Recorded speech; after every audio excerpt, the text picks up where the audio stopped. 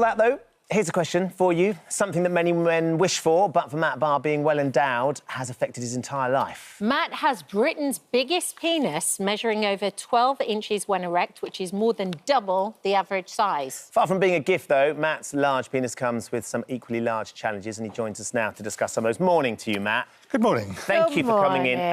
Many people would observe this and the idea of being well endowed being a bit of a dream, but for you, it can be a nightmare. Is that right?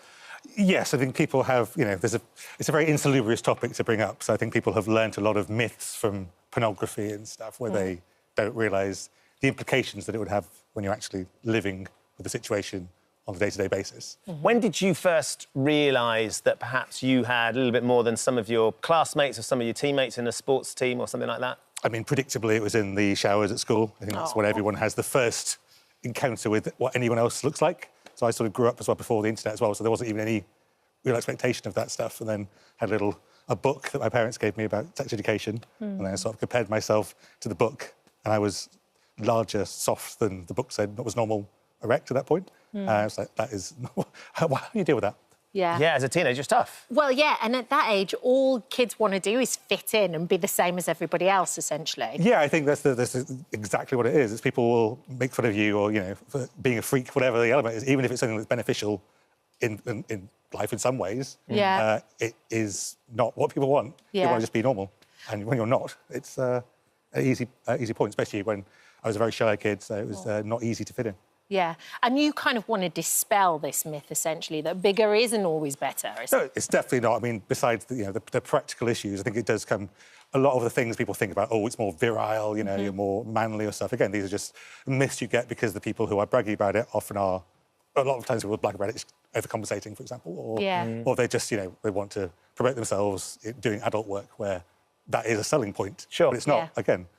It's not, in everyday life. In everyday life, it's not. Quite and so for the normal person who has that, well, again, not normal at this size, but it wouldn't be beneficial. Yes. There is... I mean, so, look, we've got this ruler with us just to try and illustrate. So this essentially is how big your penis is when it's erect.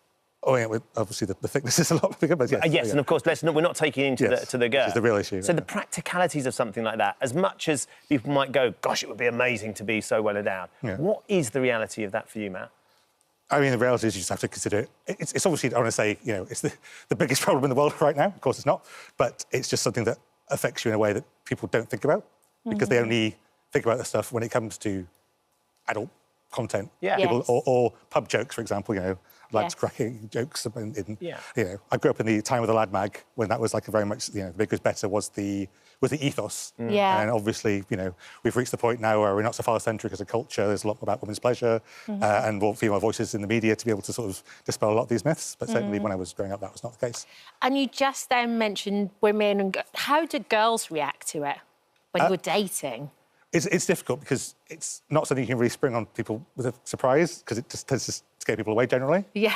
Unsurprisingly. But also you don't want to be a creep and, bring it up early, but it's how do you find that balance? How do you start that conversation? It's a big topic to broach. Yes, no pun intended, but it is difficult to be able to raise that without coming across creepy because it is it's a physical practicality. Obviously, you can have relationships without a physical component, but obviously when, ideally if you're marrying someone or settling down, you do want to know, knowing that's off the table is difficult, and, it's not... So have you found that there are some advantages to it and some women would be interested because they love the idea of somebody who is well endowed? They love the idea more than the practicality, because even, say, in porn, there's lots of filters being used, again, it's very small bodies, like camera angles and stuff, so... and a lot of exaggerations of measurements in that.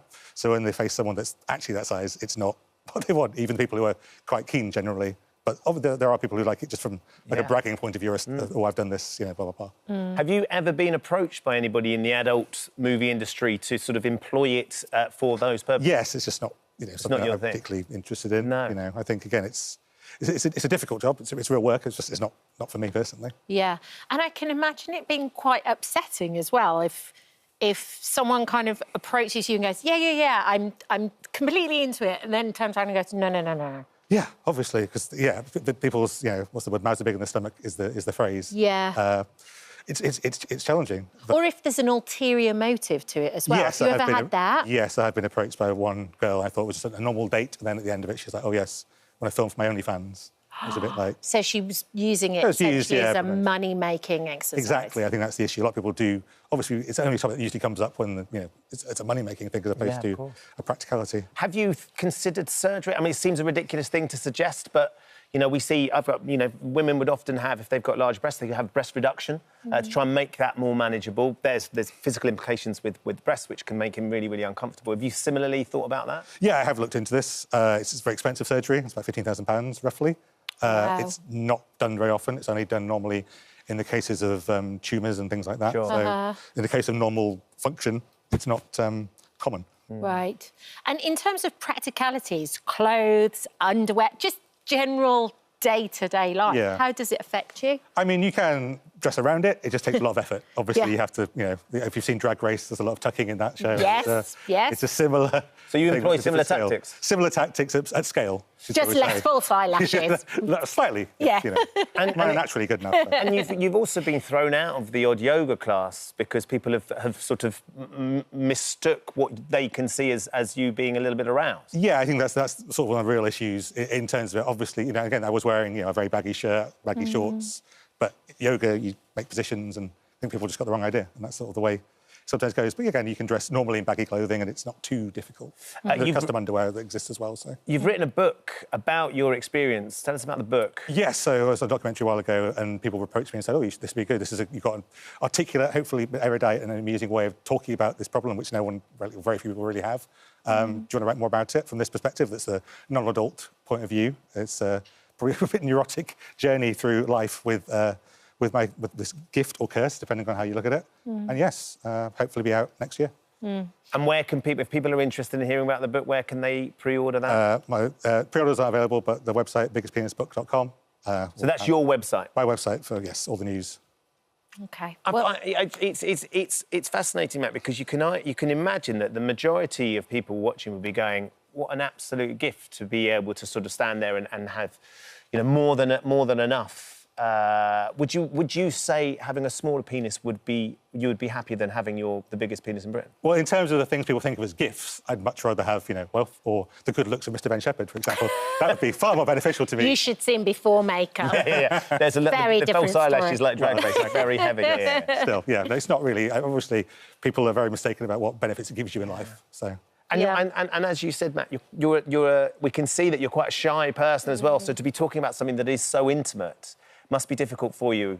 Yes, but I'm trying to dispel some of the stigmas. I don't see why there's any different talking about this than for talking about, breasts or talking about any other bodily part that needs to discuss. It's just a medical issue. It's not sexualised. It's just a fact of life. Yeah. Well, thank you very much for joining us this morning. Thank you, Matt. Yeah, good luck with the book. Yes, and hopefully absolutely. you can find somebody you can settle down with and have a lovely relationship with and make that manageable as well. Let's find out. Yeah. Come back and see us.